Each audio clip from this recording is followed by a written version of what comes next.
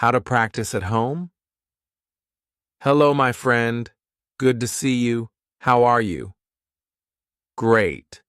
So listen, today I am going to give you lots of ideas about how to practice speaking English when you are alone at home. Home Alone sounds like a film. Are you ready? Let's do it. Hello. And if you don't know me, my name is Connor. I run the channel 24/7 English. So listen, today we're going to be looking at how to practice speaking English when you are alone at home. It's not so easy for many people, right? Because maybe you don't have any native English speakers in your city. Maybe there are no tourists that you can go and harass. Maybe there are no groups locally where you can go and chat and speak English. And maybe you're not ready to go on Skype and try to find some random English person to chat with, somebody you don't know. I mean, that can be quite hard, especially if you're a little bit shy like me. So what I want to do today is share with you lots of ideas about how you can practice speaking when you're on your own at home. Alone, right? Good. Now, if you do know me, you may be thinking, what's that strange orange block over there? That wasn't there before. True, and this is my meditating mat. Sometimes I sit and meditate on it, sometimes I don't. I'm just tidying at the moment, so I couldn't find a place to put it, so right now it's over there. Okay, the truth about speaking is that yes, you can watch videos, you can watch films, you can listen to podcasts. All of that is great. But at some point, you need to start speaking. And you can speak on your own, but also later you'll need to start interacting and practicing speaking with people. But that's not always easy to do, and so right now, today, I'm going to focus on some really practical, simple activities you can do when you're on your own at home to start practicing speaking. So the first technique is called speak into the mirror. And this is really useful, but it's really, really simple, right? It's easy, because you can do this first thing in the morning when you're brushing your teeth, or, well, you can't speak and brush your teeth, but just before you brush your teeth and in the evening, before going to bed when you wash your face. What do you mean you don't wash your face in the evening? Why not? My mother always told me, make sure you wash your face, clean behind your ears, wash your neck, scrub your neck. Yeah, wash your face before you go to bed. It takes all the dust and pollution off your face, apparently. Anyway, that's a great time that you can do it. And this is good because the key to learning and preparing for I is habit, right? And if you can attach your learning to an existing habit, like brushing your teeth or washing your face, then it makes it much easier. Now, I used to do this when I was learning Chinese, and in the morning after brushing my teeth, I would just have a few sentences talking about what I'm going to do today in the future, right? Speaking Chinese. Today, I'm going to go to the park. I need to go to the supermarket. I'm going to buy some vegetables. I'm meeting Jack at 6 o'clock. I might go to the cinema, all in the future. Brilliant. And then at the end of the day, you can talk about what you did or what you have done, right? Today, I went to the park. I played football. I went shopping. In the end, I've done a lot. It has been a good day, right? Past tense. Present perfect as well. So you can see it's actually great to practice different tenses. It's a bit like writing your diary at the end of the day, right? Which is also a great way to practice writing, but this is speaking in front of the mirror. It's nice. It's reflective learning in many ways. Okay, moving on. The next one I call collocation fun, right? Collocations are words that are often used together, right? Like we talk about heavy rain. Heavy rain in English. We don't say big rain. Today, there's big rain? No, there is heavy rain. So these are collocations. Collocation fun is where we're going to practice speaking using a very common teaching method, really based on the task-based approach to teaching. And it's based on prepare, practice, present. So we'll be preparing the words, the collocations, practicing sentences, and then presenting a whole talk. Okay, now the reason I suggest doing this in front of the mirror is that actually there are great benefits of talking to a mirror, right? First of all, mirrors don't answer back like young children or wives. But apart from that, right? When you're speaking in the mirror, you can look at your mouth and you can see the kind of movements that you're making, which is great, right? It's useful for pronunciation. You can also check your body language. You may be surprised to see that you speak like that without ever moving your arms, or that you suddenly realize that you're doing this all the time. That's fine. But being aware of your body language can be quite good. And also, you feel like you're talking to someone, right? Many people I know, and this happened to me, practiced for a long time with a book, and when I went to speak to somebody in the foreign language, it was like a shock seeing this face in front of me. Oh my God, but practicing with the mirror, you get used to a face in front of you, right? So it does help. So let's look then. Prepare, practice, and present. Preparing, what I suggest you do here is take a topic. A recent topic we were studying in the live lessons was science, right? And then get some collocations. You can use your course book if you want. You can get onto the internet. You can go to my channel and watch other content like How to Learn English, My Struggle to Learn English, and others, etc.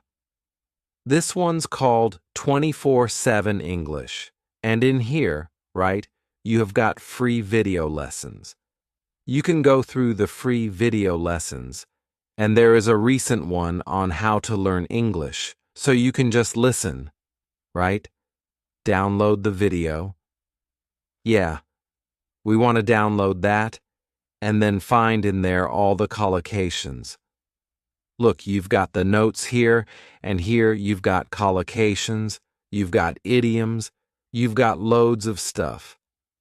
What I would do is I would take maybe 6 or 7 collocations or idioms like exact science, it's not rocket science, to be on the same wavelength, and that's the preparation. Right? That's step 1. Step 2 is in front of the mirror, just make a sentence with it. Right? Exact science. Well, parenting. Bringing up children is not an exact science. Cooking is not an exact science. Frying an egg, it's not rocket science. It's actually quite easy. Right? And then I'm just practicing sentences here. And then, in the end, after practice, present. I take one of the old Part 2 questions around science, maybe something like, describe an area of science you're interested in, and then start to talk about it for maybe a minute and try, if possible, to use some of these phrases and sentences. Right? So you may say something like this. Describe an area of science you're interested in. Well, okay. I guess an area I'm interested in actually is cooking. And I know it's not an exact science, but I guess it's a branch of science. A branch of food science, maybe. right? And I am interested in the science behind cooking. I think it's very interesting. I know with cooking, when you heat things up, they change. And when you mix different things like sugar and vinegar, you get different levels of acidity, and chemical reactions happen.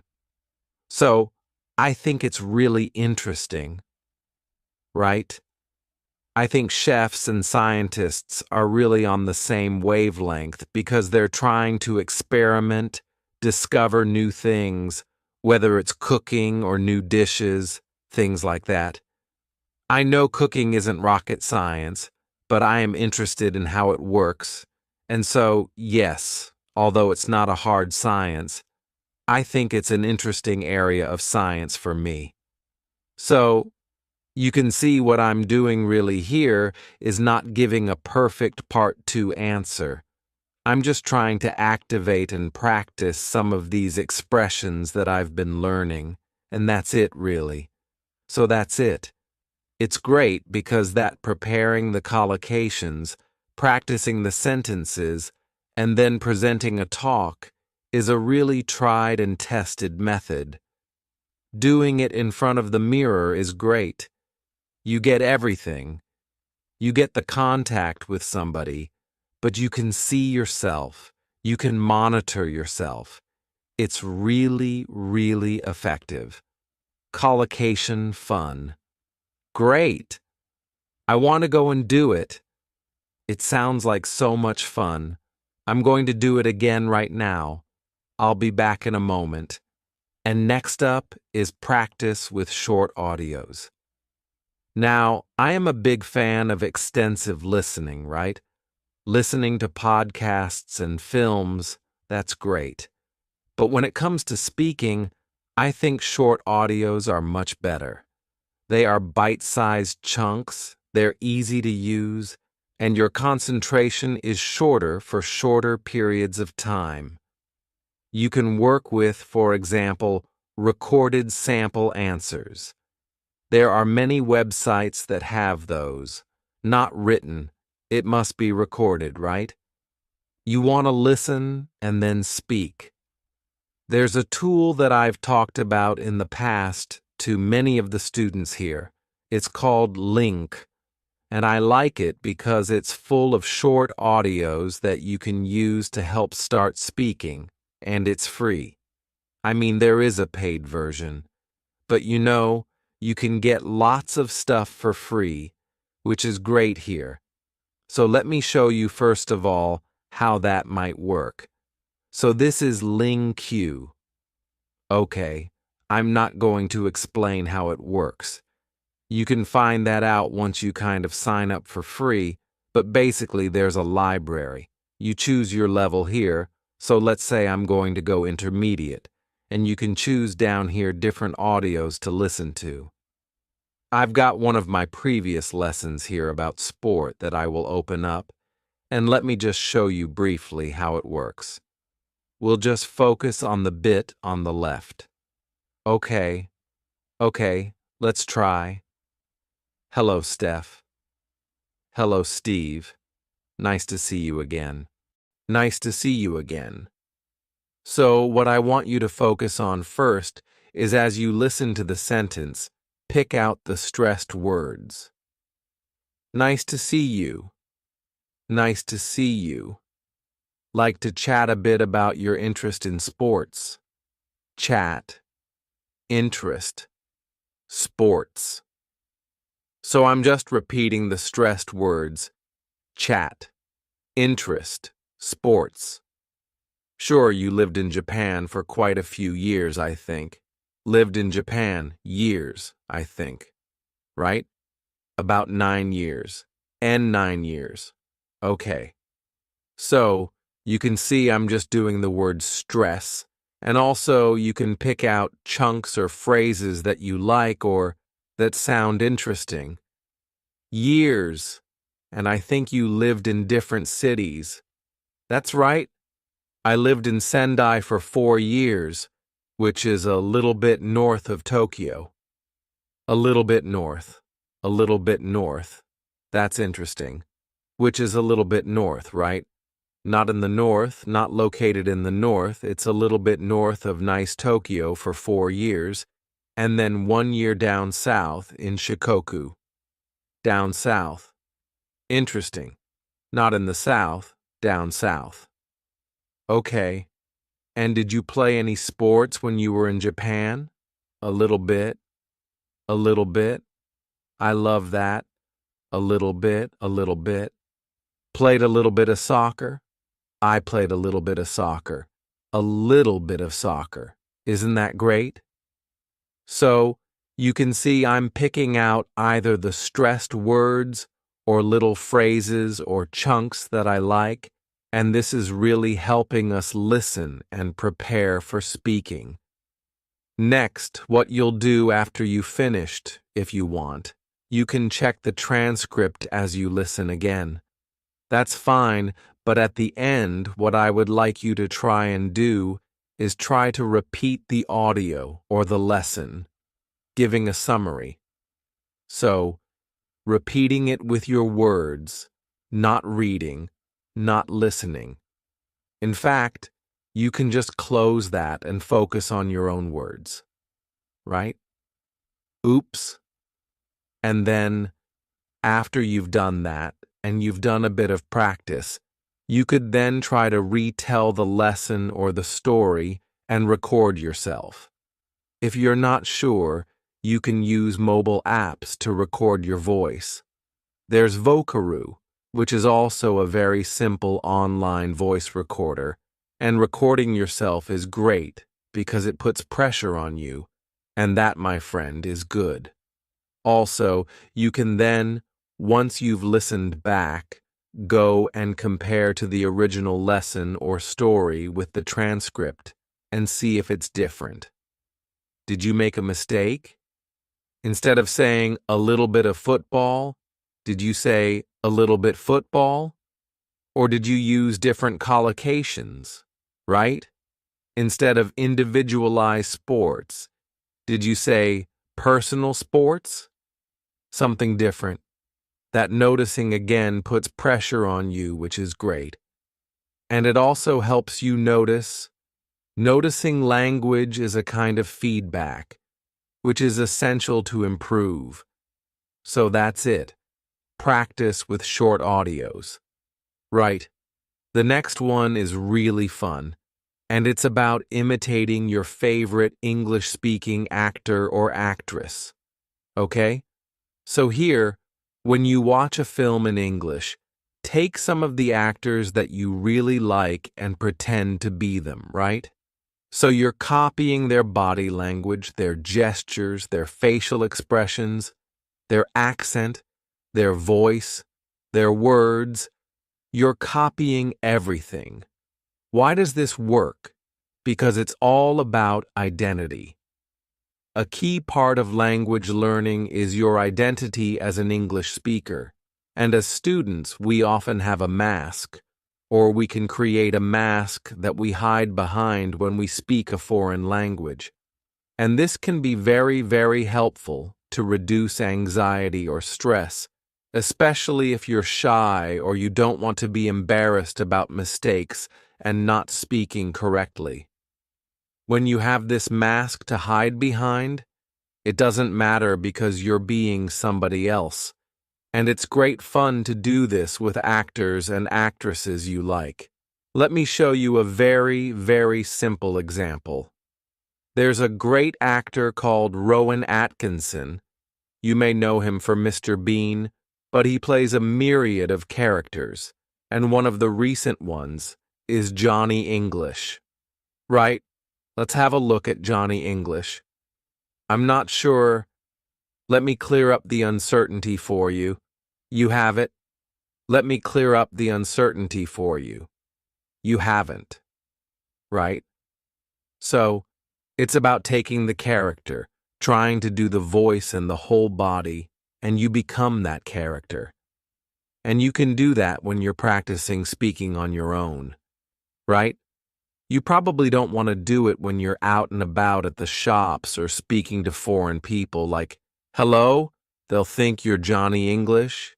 They'll think you're mad. But when you're having fun at home, it can be a great way to practice. So that's it. Imitate your favorite English-speaking actor. The next one is to send audio messages, right? Now, if you're using Facebook, WhatsApp, or other social medias that have a chat facility, often we send text messages. You probably send them in your own language, but you could think about sending them in English, right? And go a step further. Send an audio message rather than a written message, because that will be practicing your English, okay? You can do this if you have some friends who maybe speak English or family members. You can have a bit of fun with them, practicing sending messages to each other in English or any other language. Right? I mean, we do this sometimes. It can be quite fun to do. And the great thing about sending audio messages is it's not like a live phone conversation where the pressure is there. You have time to prepare, to think about what you're going to say, to record it, and if you don't like it, delete it and record it again. But it doesn't have to be perfect, right? It's just about practice, not perfection. Practice. So sending audio messages is a great way to do it. Next up, imitate the English foreigner. Now, I'm sure most people can imagine or know how English people speak your language, right? If you've got tourists or you've met people from other countries who speak your language, how do the English people speak your language? Right, take that sound, that accent, and start to use it. So, for example, let's imagine I'm Spanish, right? And I'm thinking, so how do English people speak Spanish, right? They don't speak perfectly. They speak with an English accent, right? So the Spanish person would try and speak Spanish with the English accent, right? And then switch to English, but keep that accent. Hello, how are you? I'm fine. Thank you. Can you hear that? The same pronunciation and accent is easy to switch, and suddenly my English sounds English. It sounds great, right? That's it. I'm doing an example with Spanish, but you could do it with any other language. Right? Think how English people speak your language with that accent, and then switch to English, keeping that British accent or English accent or American accent. It really can be quite useful and fun to boot. Great. Now, the next idea is shadowing. Of course, a shadow, right? If the sun is shining down on the floor behind you, you have a shape the same as you, right? Dark. That's your shadow. The sun leaves a shadow. You leave a shadow. And to shadow someone is to follow somebody. So, if I shadow you, it means I'm following you. Sometimes detectives will shadow suspicious people, right? Now, in language, when we shadow somebody, it can be just to repeat them, but you're very close behind them, right? Remember, wherever you go, your shadow follows, very closely. So here, the thing to do is to find a short audio and to listen for maybe a minute, and to repeat almost on top of the voice, but maybe a fraction of a second behind them. So you're just behind them, but you are really following them very, very closely. Do not wait for the sentence to finish and then repeat. This is different. This is being really close behind them. And it forces you to pick up on word stress and intonation, and if you focus on those two things, it really can help build up that speaking skill, word stress and intonation. Let me kind of demonstrate.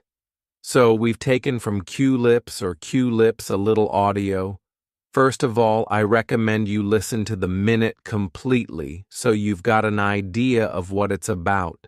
And I've already done that because I'm well prepared. And then, second time, you listen and shadow. Let me show you how close we are behind it. I'm going to use my phone so you can hear properly. So, Jeremy, let's get into it. Talk about how to talk about pots, how to talk about movies and music, and the kind of artwork that enriches our lives. This topic was suggested to us by one of our listeners, and she sent us an email, which I will read for everybody now. It says, "Okay. I think you get the idea, right?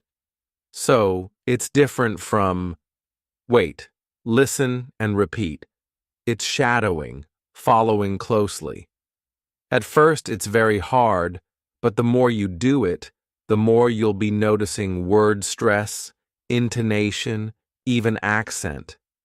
I noticed I was picking up a Canadian accent about it. That is shadowing. Let's move on. So, we've had shadowing, right? Now, we're going to look at responding. What is responding? Well, put very, very simply, responding is you hear a question, you get an idea, you give an answer, you respond. The biggest problem students have is that they practice. They take a question, they know the question, they've prepared it, and they practice giving answers. Right? What happens in the exam? Well, surprise, surprise. In part 3, you get strange questions you weren't ready for. What do you think of globalization? And what do you do? Well, first of all, have something to say about globalization, right? Make sure you've done a bit of research on the topics, get some ideas. If you don't know, you can always say, "Oh, I haven't thought about that. Let me see." Right? Use a time filler to gain time. Let me see. Right? Use a time filler to gain time. But the most important thing is that, in your practice, as well as looking at these topics, right, you need to practice responding. Because in part 3, in the exam, the biggest problem students tell me is they don't have an idea. I didn't know what to say. I wasn't expecting that. I just couldn't get my ideas out and speak. So, you need to practice responding, where you hear a question, and you've got no idea what it is, you get an idea quickly, and you answer, right? It's a bit of pressure, but as I mentioned before, a bit of pressure is good in your practice. Now, you can do this if you have a speaking partner really effectively, right? So, what you do is, one of you says, "I'm going to bring into our next session 5 questions," and you don't know what they are, and the other person does the same. You come into your session and ask each other these surprise questions. It's a shock at first, but it's like anything. It's like going down to the gym. You just practice this, and you build up the skill. If you haven't got a speaking partner, you can do a bit of practice on my YouTube channel, right? If you know my YouTube channel, right? English spoken stories, hidden away in the playlists, go on the playlists. There's lots here that you've probably never seen, and at the very bottom, you'll see 2 episodes, which are very useful for you, right? And then, the next question, let me just play it for you, and you'll see. Let's press shuffle, and it plays automatically. Do you like your hometown? Oh, that's a good question. Do I like my hometown? Yeah. I think my hometown, Manchester, which is up in the north of England, is a very attractive place. There's lots of restaurants and shops. It does attract quite a few tourists as well, and they often come in to see the industrial landscape or the football pitches. We have a famous football team called Manchester United. And Manchester, do tourists like to visit your hometown? Yeah, there are quite a lot of tourists who come to visit my hometown. So you see what's happening, right?